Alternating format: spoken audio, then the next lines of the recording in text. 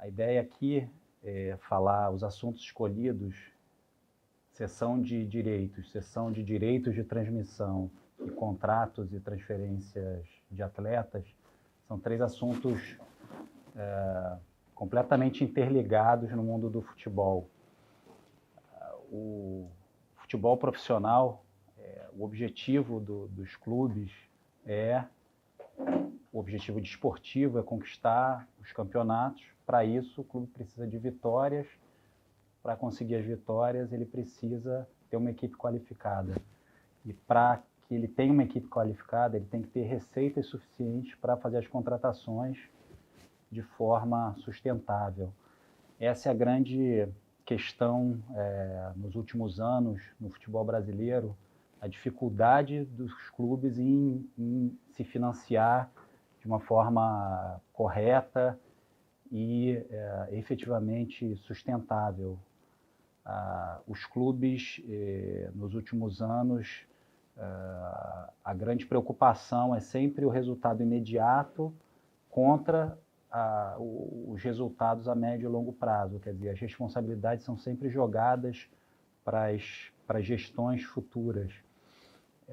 Esse movimento contra esse tipo de comportamento, essa cultura, já está instituído na Europa e aos poucos ele vem chegando no Brasil, com a criação, com o Profut, o financiamento financiamento de dívidas tributárias, que como contrapartida teve uma obrigação dos clubes em adotar medidas de controle, de transparência, para que o financiamento fosse mantido, o endurecimento de regras da própria FIFA, no sentido de se impedir o financiamento através de terceiros. E aí, nesse mundo, a gente chega à conclusão de que as únicas receitas que realmente são passíveis de um financiamento, de uma antecipação verdadeira, são as receitas decorrentes dos direitos de transmissão que são cedidos, no caso no Brasil, praticamente totalmente para a TV Globo. Só fazendo um apanhado, assim, mais uma vez para falar da receita dos clubes, você tem a divisão ali das receitas entre patrocínios, que são de curto ou médio prazo, né? Os patrocínios normalmente são renovados ano a ano, ou são patrocínios de um prazo um pouco maior, 2, 3 anos. Esses patrocínios não se confundem com o que se chama no futebol do mecenas patrocinando, que é o caso no Brasil. A gente tem o Palmeiras, que tem uma empresa, a Crefisa, que patrocina de forma, enfim, plena, e o que é muito bom por um lado, mas por outro lado pode trazer uma insegurança se esse patrocínio é descontinuado. Mas em todos os outros clubes, a grande maioria dos clubes, você tem patrocínios pontuais, anuais, ou no máximo de 2 ou 3 anos, e hoje já se enxerga uma dificuldade grande nisso com a sinalização da Caixa de que pode descontinuar os patrocínios aos clubes, mais de uma dezena de clubes de primeira e segunda divisão.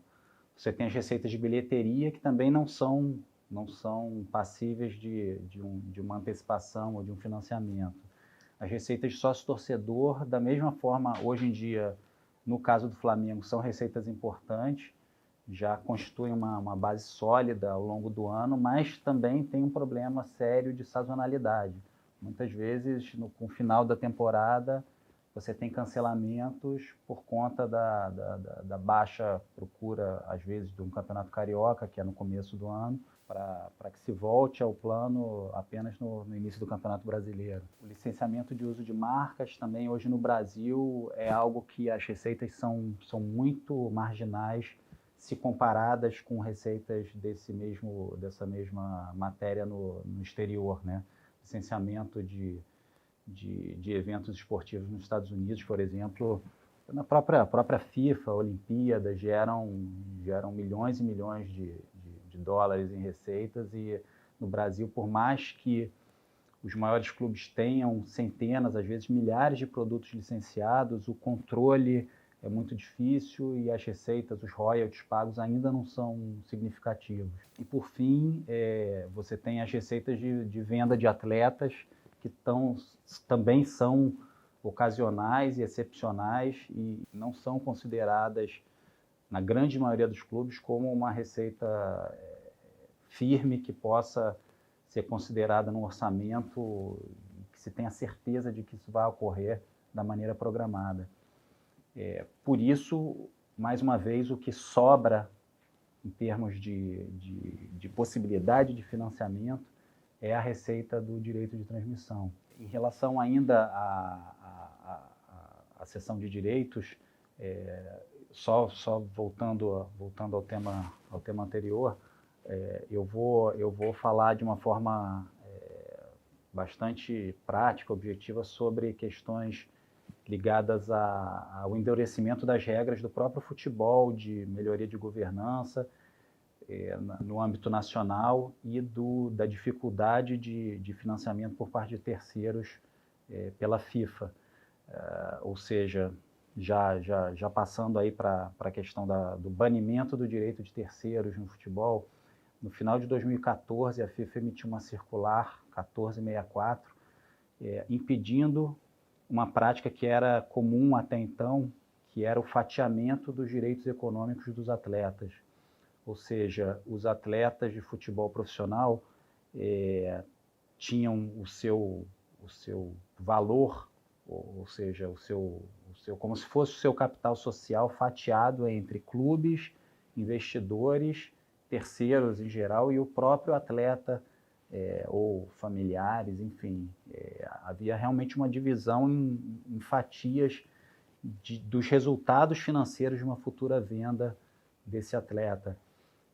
Isso gerava no futebol mundial uma incerteza em relação à eventual influência de terceiros em resultados de partidas e até de conquista de campeonatos. Ou seja, você podia ter investidores pesados que detinham direitos em atletas de uma equipe, de outra equipe.